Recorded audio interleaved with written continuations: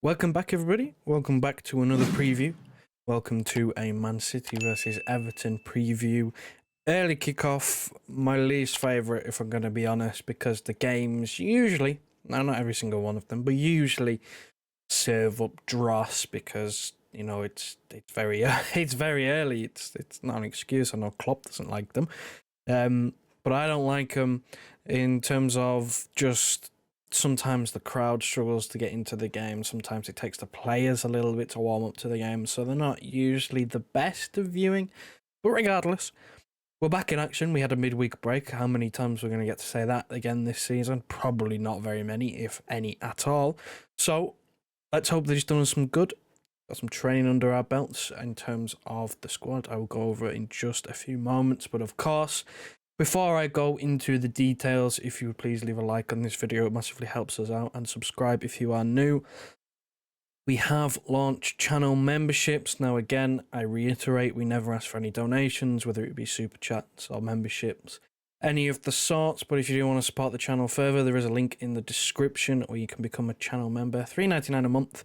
Already have 6 members. You can come, you've got some perks like being a moderator in the live chat. So if you want to support us further, like I said, you can do, but don't feel like you have to. Leaving a like on this video would be enough. It would suffice. But in terms of the game, I will get into the game. Everton at home. It's the second time we're playing Everton in a short space of time. So interesting to see how this one goes. Now we have, to my understanding, a fully fit squad. Again, as I always say, press conferences are usually done after I record these.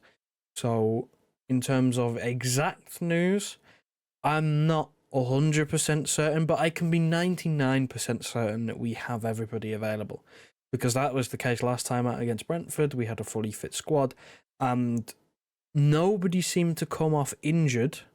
So unless anything has happened in training and someone's had a setback, we should have a fully fit squad yet again, which is obviously a good sign because it means we have a few more bench options. We can rotate a little bit.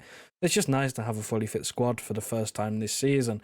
In terms of Everton, I'm not too sure what their squad looks like. Course, they got a draw last time out, the early kickoff last weekend against Tottenham, 2-2. They came back. Course, that was at Goodison. This is a different story. Our home record is unbelievable. And Everton are sort of scrapping for their lives. They're in a little bit of limbo. They don't really know where they are in terms of, or where they might be in terms of league position. Of course, they are currently, as it stands, I believe, in the bottom 3 with the 10-point deduction that they had. Do they have another points deduction coming for another breach of FFP or financial rules? It's anybody's guess at this point. If they do, then they'll have one hell of a fight to remain in the division. Luton have picked up form. Of course, Forest would then be in the same boat as them. They'd be -10. So they're in a real dogfight in terms of, they need to get out of the relegation zone for now, first and foremost. But if they get, docked some more points, then it's going to become an even bigger fight. So, of course, they're kind of fighting for their lives. And we're fighting for a Premier League title. The stakes at both ends, the opposite ends of the spectrum, but, the stakes are massive in this game. Both teams will want to pick up something. I think Everton will be happy with a point, but we need all 3 points. And 3 points takes us top of the league, which is something that, of course, keep your eye on. Of course, it will be short-lived. Liverpool play Burnley at Anfield at 3 o'clock on the same day. So, if we were to win this game and go top of the league, it would be for a very short amount of time. However, going top is a morale boost. It proves we are in touching distance. We are still in the fight. And, this is all about doing our business now. This is all about getting it done. These run of fixtures that we've got until the Champions League kicks off, win them all, go into that, tricky period of games where you got Manchester Derby, you go to Anfield. I've said it a couple of times now. Going into Anfield, only needing a point, only needing not to lose, is probably the best case scenario for us going forward for the rest of this season in terms of trying to win the Premier League. So picking up 3 points in a game like this is crucial. So with that being said, with the squad news, or what I know about the squad out of the way, I'll throw up a predicted starting 11 up on screen now. This is something that it's a mix between what I think and what I want. I do think Doku will probably get the nod in this game. I would want to see Grealish because we haven't seen a lot of him recently, but I do think someone like Doku, especially with the game being at home. Now, if it was away, it'd be a different story. But the fact that we're at home, I feel like he's a player that can get the crowd up. Like I was saying at the start of the video, maybe sometimes it's a bit early, it takes the crowd a while to get into it.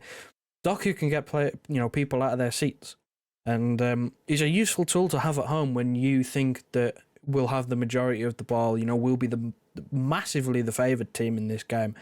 Someone like Doku at home, he can be the difference maker, and I think it's about the opportunities you're going to get to use him, because we know he's raw, we know he's got things that he needs to work on.